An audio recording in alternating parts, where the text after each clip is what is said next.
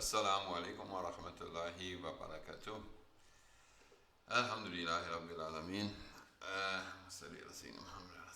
So, it's morning here Sunday morning here in Indonesia, and I decided let me do the third video in this series of, what do you call it, the Wayfarers toolkit. So,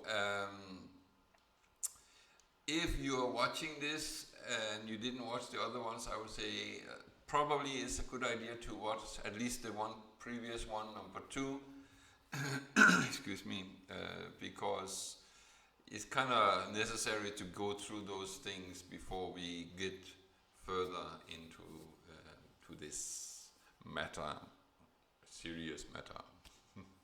Okay, so let's see. We are talking about the tools for the wayfarer. That means the spiritual path going to Allah, to get closer to Allah. And as far as you are Muslim, you are on the path. Okay, you might be standing still, you might be sitting down, you might be standing up, you might be running, you might be walking, you might be flying. It all depends on the guidance you are following, as well as your own efforts and dedication and consistency and so on. Excuse me. So, as I was saying in the previous video, you want to reach the target, the goal, which is Allah. You need a guide. Okay, I am not a guide. But until you find a guide, you can prepare yourself at least you can go a certain distance without the guide. You can improve yourself. Obviously, you don't need a guide to tell you that you have to pray 5 times a day. That's a necessity. And of course, those who don't pray and those who pray, they are not spiritually, they are not the same. Obviously, you'd pray, and of course, those who pray with great khusua, great dedication and awareness, of course, they are, excuse me, they are not the same as those who pray route praying, just getting the things done and getting on with life and so on.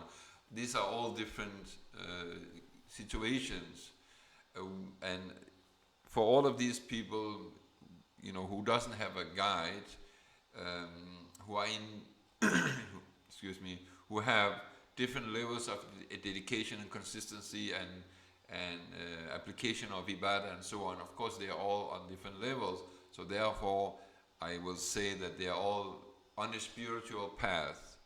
Okay, because because to be a Muslim, and you're following the religion, it's already spiritual, it's already on a path.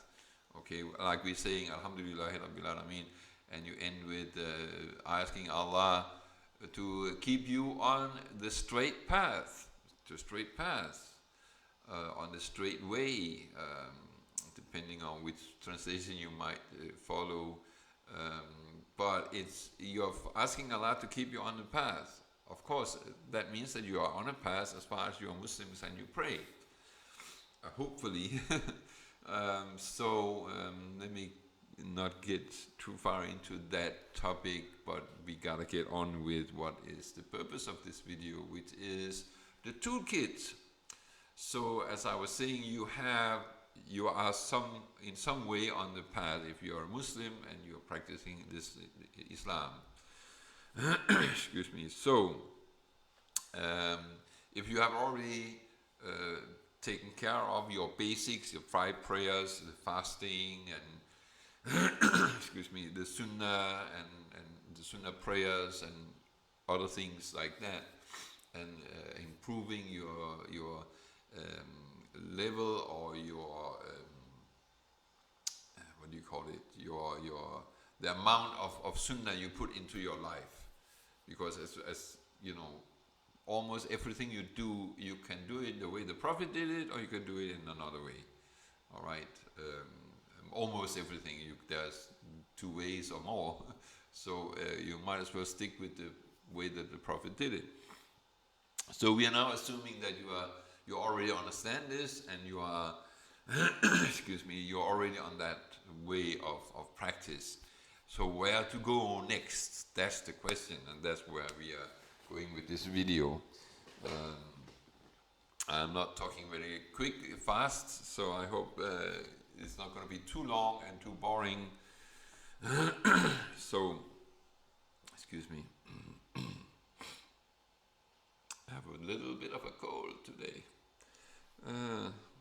Yes, all right. So, whether you are following a sheikh or not, there are a couple of things you can do other than those things we already covered, and those things are just like you're doing dhikr after your prayer. You know, you say Astaghfirullah Azim, you do the 33, 33, 33. You might do recite the Ayatul Kursi. There are certain times of the day and certain times of the week you can do Al-Falah, the Yasin, for example, Waqiya and Mulk. Those are three famous surahs from the Quran that are supposed to be said at certain times if you want like the maximum benefits from it. And of course, when we're talking about anything where people are saying, oh, you have to do like this and this to get the best out of it. That's true, but at the same time, it also depends on your dedication to it. Not just, oh, I'm saying it on Friday, so I know this is guaranteed to work and it's really good for me. If you don't put the right attention to what you're doing, you might do it another way with a better attention and you might get more benefit. So, you know, we have to remember that it's not just, you know, when and how you do something, is also the, you know, how much you put yourself into it, you know, how serious and how dedicated you are to doing those things. That's a very, very big part of it. So that goes for the things I talked about in the first video or second video, as well as anything I will talk from now on. That's a very big part of it. So, just like you're doing this dhikr after prayer, and people usually put all their spiritual works around the prayer, either before or after, depending on which prayer it is. But there could be other times that it's good for you to do something, such as, for example, the last third of the night, you can do some spiritual works. It's a very, very good time. As we know, there are plenty of hadiths about that, where some of the things that you might want to do at those times, for example, reading the Quran in general at that time. So reading the Quran, making a number of rakahs, 2 rakahs, 4, 6, 8, and so on and so on. You can do 20, 50, 100 if you want. You can recite the whole Quran if you can manage it. So, and besides that, there are, you can, make a tawbah. That's a good time maybe to do that. Of course, it's always good time to do that if you're doing something wrong. So if you commit a sin, for example, you don't want to wait. Oh, let me wait until tonight. Astaghfirullah should be, instantly be on your mind when you're doing something wrong, and make a tawbah that you will not do it again, of course. So, but besides that, it's always good to make tawbah. That's the first thing we say, at least some of us, when we have prayed. The first thing we do before we do any dhikr or anything is Astaghfirullah Azim 3 times, asking Allah for overlooking or accepting the prayer with all the mistakes and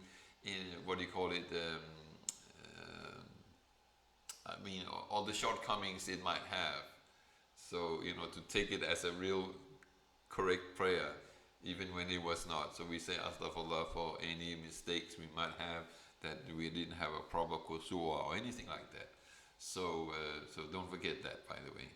So I would say if I were, for example, was at night and I was not following specific sheikh and have specific things that I would do, but if I was just like the average Muslim, wanting to do something at night, how would I do it? I would probably start it maybe 2 to 3 hours before the morning prayer, for example.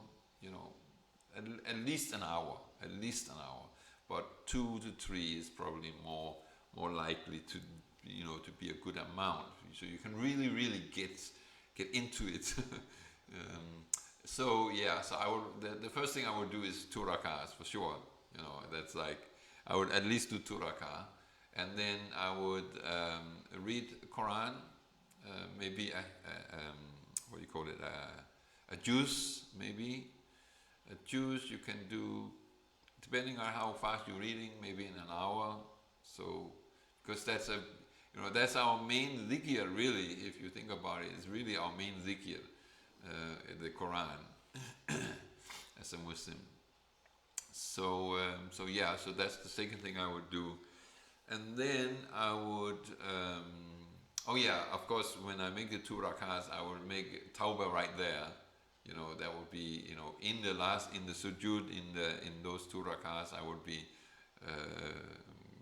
making istighfar, but after it, I would also make a special dua, really for Allah to forgive all my ridiculous behavior and all lack of commitment to the path, and so on. And also because you want to do that before you start some spiritual works, so you can start it on the best way, in the best state. Who knows, maybe I would have said astaghfirullah for something, and then I would have the double benefit or the double reward, or how you can say it, I would really get something out of those spiritual works that would follow that. As opposed to if I did not do that. So so that's what I would do. I would probably do some prayers on the Prophet, salawat, Allahumma salli ala Sayyidina Muhammadin abdika wa rasulika nabiyil ummi wa ala alihi wa sahbihi wa sallim, or something similar. Allahumma salli ala Sayyidina Muhammad, that's, some people do that. So but certainly that's almost a given, that should be, done. There are some rakahs, some reading Quran, some prayers on the Prophet, some istighfar for sure as well. That's pretty much it. I would probably include one of the classic texts. There are some, if I should explain about the classical text on Tasawwuf, there are some books that you can read it. I mean, I would say you don't necessarily have to have a sheikh to be able to read it, and it be safe for you not to start getting some weird ideas. One of them is, let me just get that one real quick. I have it right here, staring at me from my shelf here. It's very, very good. This one. For those people, there are some people who you probably know this, Ihya Ulumuddin by Imam Fasali, is, first of all, there is a translation into English, but it's not super great. And then there are some, such as Sheikh Abdul Hakim Murad and others, who have translated some of it's about 40 chapters of books, you could say, or hisb, or whatever you want to call it, is divided into, and usually when you find it, it's in 4 volumes, so each one has about 10. So I would say this is, the translation is not so great. This one here, however, is a little bit better. This is translated by Marwan Khalaf. I hope I pronounce his name correctly. This is the Muqtasar Ihya Ulumuddin. So it's about half of, I don't know if it's exactly half, but it's a little bit less of the, it's an abridgment. He made this later on, and there are some people who said that it was actually his brother who wrote this, but you know, Allah knows best. I'm not sure who of them, but his brother was also a great Sufi, so let's not forget that. So it doesn't mean so that it's not as good as the Ihya. It has a lot of very interesting things, secrets of fastings, on doctrine or aqidah, on knowledge and imparting knowledge and obtaining knowledge, and so on and so on. So if I was like the average Muslim and I wanted to get some kind of, you know, regular inspiration for improving, the kitten is, you know, been locked away for a little while there. Hope it's not disturbing too much. So anyway, so I would probably read a couple of pages or maybe a little chapter. How many chapters is it? No, it's not another chapter. What would it be? Sections. So I would probably read one topic per day, and maybe a book like this would probably, I don't know, 3 months maybe. If you read the one topic per day, it will probably be about 3 months.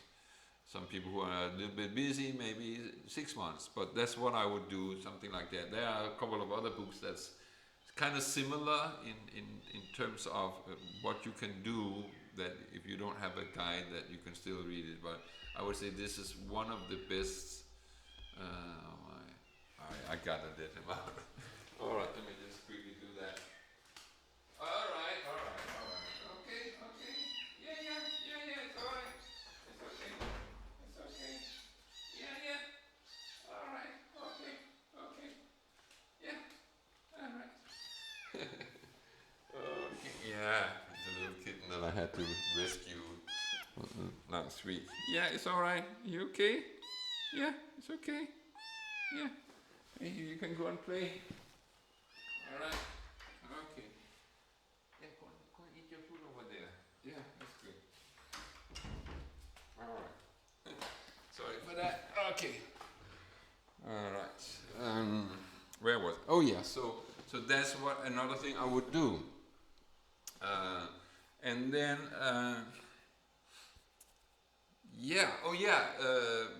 couple of little tips. What I did when I was in Morocco, although it wasn't those books, or I wasn't doing it exactly like that, but what little thing that I was doing, because I spent, during the 5 months I was there, I spent, at least in Ramadan, on the 6 days after that, and during some other times, I was also spending the night. So that means that I didn't go to bed, basically. After Isha, I just didn't go to bed. And instead, what I did was, I had coffee. Yes. There was a nice little bakery very in the neighborhood there. So I went and got a little delicious, what do you call it, patisserie, I think they call it, like a little, like a cake kind of thing. And so I made myself a nice strong cup of coffee and had a little snack right before I said, okay, now it's time. So that would be maybe like 10 o'clock, around 10 o'clock at night. And then maybe the prayer was around 4 o'clock, 4 to 4:30 or something. So I mean, this is a little bit more time than most people would be able to dedicate, because I didn't have to get up to work the next day, so I could put that time in it. But if I was here and I would do that right now, what I would probably do is, if I had to get up to work, I would probably what do you call it? I would probably sleep very early, like right after Isha. I mean, right now here Isha is like 6:30 in the evening, so I would like sleep at 6:30 and get up around 1 o'clock, right? I mean, so you probably would maybe sleep at 7, right? So 7, 8, 9, 10, 11, 12, and 1. So that's about 6 hours. So I'll probably get up at 1, let's say 7 hours. So you get up at 2, all right? So 2 o'clock. So you have 7 hours. That's enough. You don't need more than 7 hours of sleep. Those people who say that you need 8 plus, actually it's not true, okay? And I would say the actual perfect, this has been researched, okay? And if you know me, then you know that I'm a doctor, so this is something that I'm, very much aware of and looking into and constantly researching the latest information. So the fact is, the time that's perfect is 7.5 hours for normal people, and for the Sufi or those people who are on the path, I would say it's, for me, my experience is 6 to 6.5 hours is dead on. That's like really, really good time. Okay, because your body still needs to rest. You need to it has to have a chance to use your fuel, your foods and whatnot, and rest in terms of regenerating the body cells and so on. So 6 to 6.5 hours. I usually aim for 6.5, but rarely do I get more than 6. And I'm 57, so I'm, inshallah, really healthy. I also eat very healthy, so that's another side of it which I should mention. So I will make sure that I have everything ready to have a quick cup of coffee right then when I wake up. Okay, because the coffee can kind of give you it can give you, some people, they don't react the same way to coffee. It actually makes them more sleepy. So if you're one of those, so of course skip the coffee, drink some green tea or whatever it is that makes you more alert. But it's a good thing to do. And I also have it usually with some banana bread or something like that, just to to have something in the stomach. All right, so you don't wake up with an empty stomach, because during the night while you've been sleeping, your body is using all the fuel, and basically that's a very important time, which is anyway. I should be careful not to get it. It's not a medical lesson here. So anyway, so you wanna make sure that you don't just get up and then your body or your stomach starts making noises, because it knows that now it's time to get something else inside. So and then if you just drink some coffee, maybe not the smartest idea. Coffee on an empty stomach or an almost empty stomach is not great. So a slice of banana bread or something like that, whatever you feel like, it can, together with the coffee is actually really, really good idea. Where was I? Okay, so that's one of the things that I would add. Besides all the things that I mentioned in the first one, already taken care of. This is kind of where we go to the next step. One more thing that you really want to try and do, and as maybe you know this, I'm following Sayyidina Sheikh Mohammed Al Yaqubi and the Tariqa Shadliya, and I made this Murid manual for those who are in that tariqa, and it's compilation of some of those texts that we have been given, some poems and this and that. And then in one thing that I really like is there are some instructions that you can, and even if you're not in a tariqa, some of these things are very useful for all Muslims. They should really focus on that. So, besides the general instructions you will be getting from a sheikh, so I will just read some of those things that I want to mention. what we call muraqabah and muhasabah. Be vigilant, watch yourself throughout the day and review your account before you go to bed each night, reckoning yourself. Think about before you sleep at night, okay? Think about, what was your activity like? Were you, sincere to Allah and to yourself, right? Were you being lazy, and were you rushing through your ibadah, and were you doing some things to other people and so on, or didn't concentrate during your ibadah? So you need to look at that, reflect on that. And then obviously you reflect on it, and if whatever is not great, you will make it, you will make a pledge to yourself that tomorrow I'm not going to make that same mistake, so that's a very good thing to do. Another thing that you can do, even when you don't have a sheikh of tasawwuf or a guide, is there are many good lectures of well-known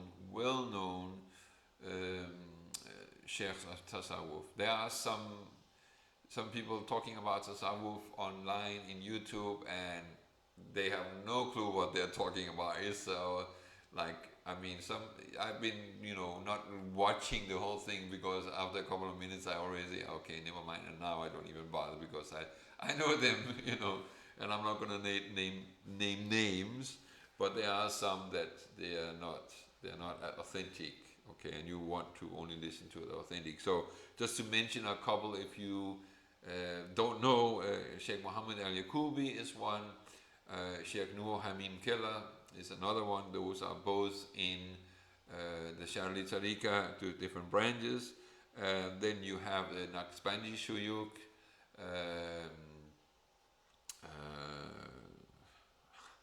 the names are escaping me of the Shuyuks there, but they're well known. You will know them very quickly. Haqqani is one of them. Let's see. The names just escapes me for some reason. But then you have the ones from the one of the Alul Bayt branches, which is those Shuyuk from Yemen, Sheikh Qadim, Habib Qadim, Habib Omar, Habib Ali. Those are three solid Shuyuk that, so those are that's the three groups that I would kind of stick with, just to be on the safe side. If I was going to be looking for a sheikh, it would be either the Habaib from Yemen, it would be one of the well-known Naqshbandi Shuyuk, or it would be one of the well-known Shadali Shuyuks.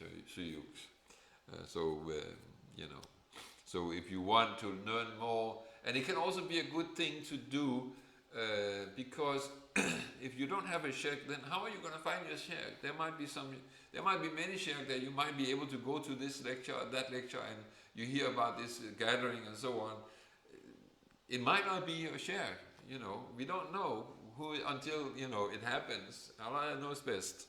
So sometimes it's good to listen to some of those well-known shuyukh on YouTube. There are lectures from their gatherings, and maybe read some of their books if you can get hands on those.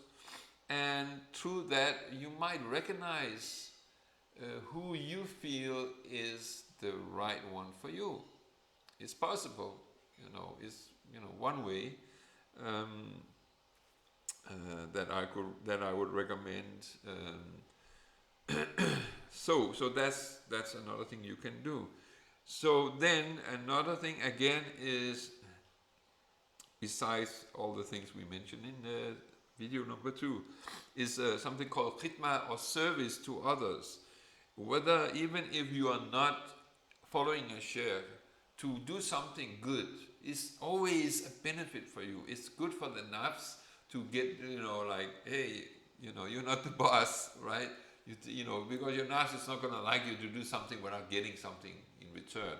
So to volunteer, to do some volunteer work, go to an old people's home and sit with them and read to them, or to an orphanage, or help out in a soup kitchen, or whatever kind of organizations they might have in your location. Even taking care of animals, right? Our little kitten, if we hadn't taken it in, probably would have been, done something would have happened to it, because it couldn't eat by itself. Let's see. What's next? Yes, and then here is and one thing. Well, yeah, here's a list also, but I will talk about another thing in a minute. Try to allocate an area within your house for all the worship. So you have like a place that's always kept clean, very simple. Maybe put some, well, this is one of my ijazas, but you could put like one of those nice calligraphies from the Quran or something like that. You can find those online to print out. It's not that difficult, actually. If you can't, then let me know. I can send you one of my files. I have some that I printed out. I have in our Savia and other places. So you have a little place you keep very clean, and when you are there, is a place where you are not going to get too distracted. So where you might be doing your 5 prayers, or those prayers that you're doing in your home, you would be doing there when you're doing some dhikr or reading Quran or whatever. That's what you're doing there. All right. I'm gonna skip the stuff that's specific for somebody who's in a tariqah, because this is for people who are not in a tariqah yet. Another thing is, try to avoid watching TV. Narrow down the amount of time you spend on TV and surfing the internet, and avoid, don't sit 1 hour or 2 hours a day playing whatever those video games, I forget, I don't even know the names of these. Quake, but I think that was long ago. I don't think it even exists anymore, but yeah, so you know what I mean.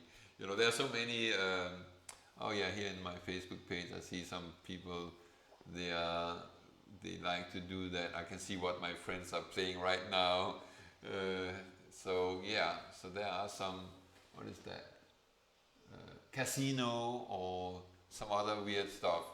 Anyway, so don't waste your time with that, right? Allah give you a certain amount of time in this dunya, and certainly you don't want to waste it on playing something that has no benefit whatsoever. And trust me, none of these games, even those games where I see some time ago somebody was saying, oh, I'm learning something about gardening. No, you are not. You are not learning about gardening by having this virtual garden in Facebook. It's not. I'm a gardener, okay? I'm a farmer too. So I tell you, there's nothing you can learn from these things. If you don't get your hands dirty, you won't learn. It's not a theoretical knowledge. Okay, so narrow that down, to 0 if you can. Let's see, and spend more time in dhikr, in study, and serving your parents, and or serving other people. And also another thing which is very good, get in the habit of asking forgiveness from people. Ask them to forgive you if you have any reason to, or even if you did not, because maybe you unintentionally are unaware that you were offending somebody. So it never hurts, but mean it, of course. And then, of course, for those who can attend the prayers, okay, try to at least go once a day, not just on a Friday prayer, but if you have access to, if it's not like a couple of hours trip, but if you live in a place where there are local masajids, then try to go once a day. If you can go twice or 5 times, great, but at least go once a day. That should be a minimum. And then also avoid arguing. And if you have a Facebook page, you know that it's so easy to get into discussion that turns into debate, that turns into some argument, because people have all different opinions. So and most people, they stick to their opinions, and even they will not let go, no matter how much evidence you might have. So avoid those things. I've been drawn into a couple of arguments, during my time on Facebook. I still have a Facebook page, but I really rarely post, and I more rarely comment on other people's posts. It's like extremely, you will see that a few times a year that I actually comment on somebody's post, because I know as soon as I do, somebody else might say something else, and then it's really too easy to get involved. Another thing which maybe should have been in the previous video is to make up missed prayers. If you were lazy in your beginning, like if you are a new Muslim, for example, or you were a new Muslim like 10 years ago, and the first couple of years or first couple of months or whatever, or weeks or days, you were not doing the 5 times a day prayer, you want to make up those prayers, because you owe it to Allah. You owe those prayers. It's not like, oh, it was back then, so you can't, there's no like, oh, Allah forgive me for that. If you happen to die with those missed prayers, you basically have that, that you have to account for on Yom Al-Qiyamah. So, all right. So you definitely want to do that. And those people who are the scholars, they say, if you have a small amount of prayers to do, you should just start doing them and not stop until you have finished them. But if it's like several months or years that you have missed prayers, either because you were only doing once or twice a day for a year or two or whatever, you want to know which prayers that you were doing as much as you are able to, and then you want to try and do that. At least whatever is missed in one day, you make up in one day. So if you miss prayers for 1 year, 3 times a day or 4 times a day, you'll be making up those 3 or 4 prayers every day for a year to catch up. Or if you can do more, then even better. If you can do twice that, it will take you 6 months. If you can do 4 times that, it will be 3 months, and so on. You get the picture. Let's see. And as I said, definitely, like I said last time, you want to do increase the Sunnah. Read the Shama'il, one of the Shama'il books, and see what you can implement, and go back to it and get some new stuff as far as you have already implemented some. What can you do more than that? Well, let's see. You can fast in Ramadan, obviously, but then there is the 6 days right after Eid. That is very good, and according to the hadith, if you fast those 6 days, it's like you fast for a year, because we consider the year 360 days, and 30 days of fasting in Ramadan, and you get 10 times the reward, so that's 300 days. So 6 days and then 10 times, that is 60, so 360 days, obviously. All right, I just want to make sure it's easy to understand. And then I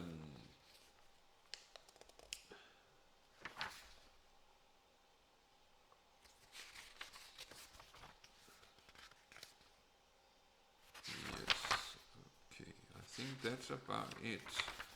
Is there anything else I want to cover in this video? I was hoping this to be 40 to 45 minutes, and it's almost 40 minutes right now. So I think I want to add to this.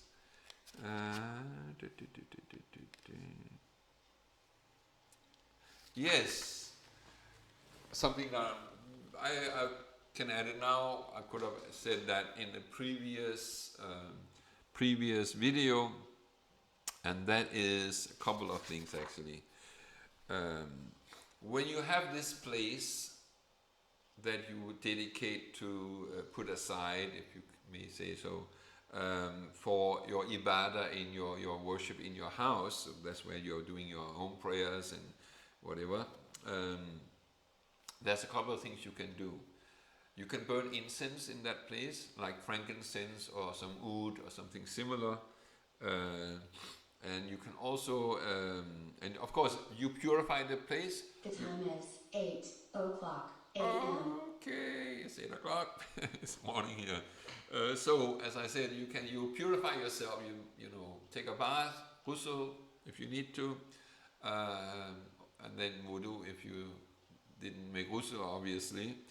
Make sure you have clean clothes. Make sure, if you can, use clothes that you're just using for that purpose, right?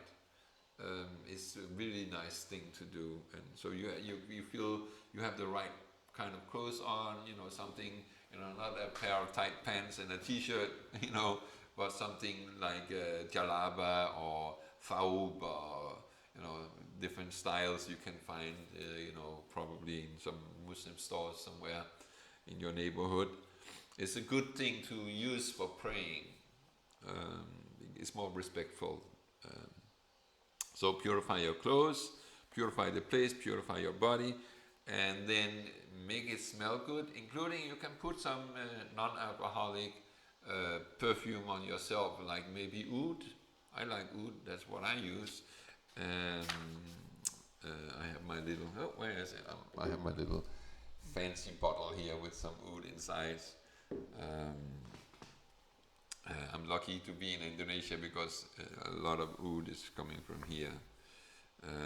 Yes,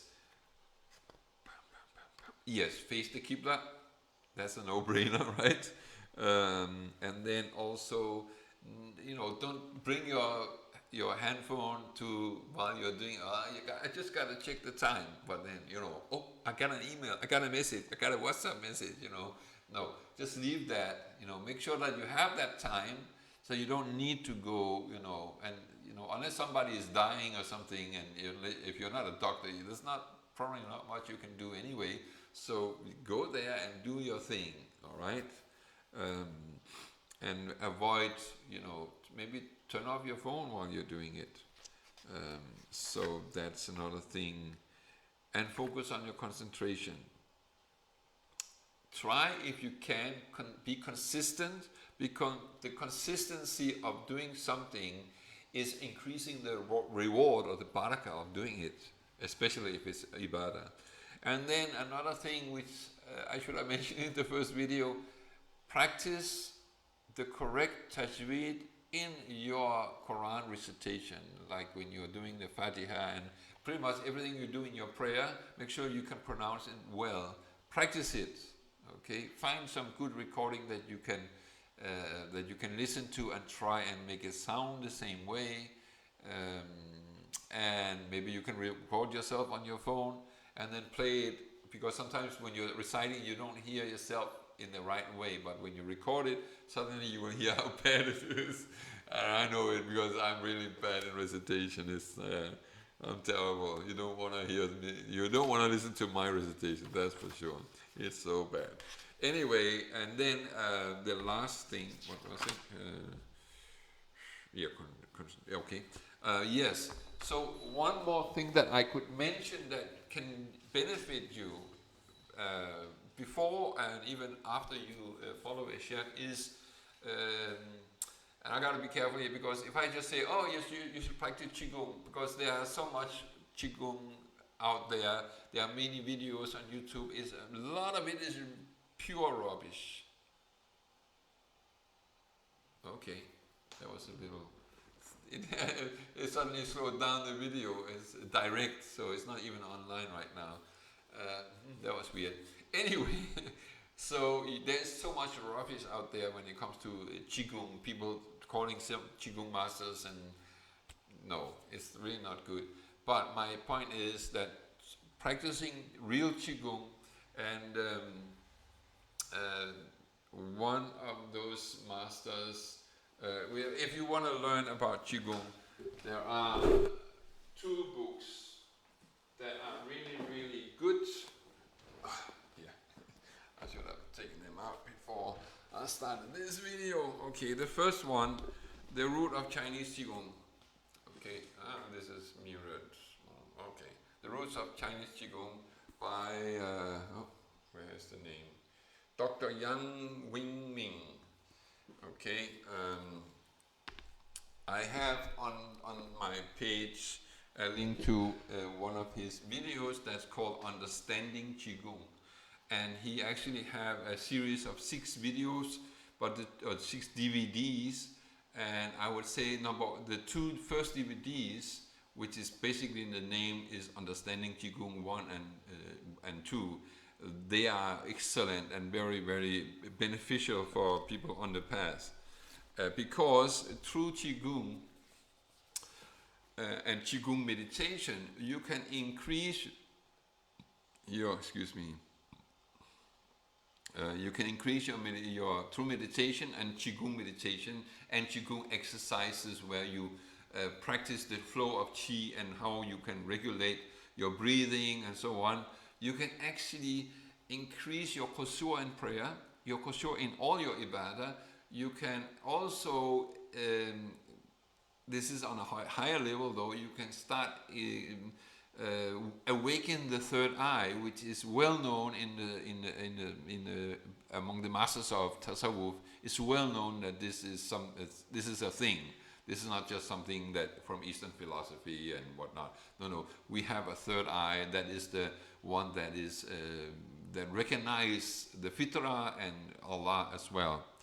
And the fact is, all of the Sufi masters we know from history, their third eye was completely awakened, and they were seeing. When they looked, they see Allah. They don't see a tree or a cat or a house. They see Allah. Everything is Allah, because the fitrah, because of the fitrah is connected, and that's, you could, I don't want to say that's our connection to Allah, because that's not really. It's not just like that. There's more to it than that. It's it's something that it takes some time to understand it. So I would recommend you to get this book here.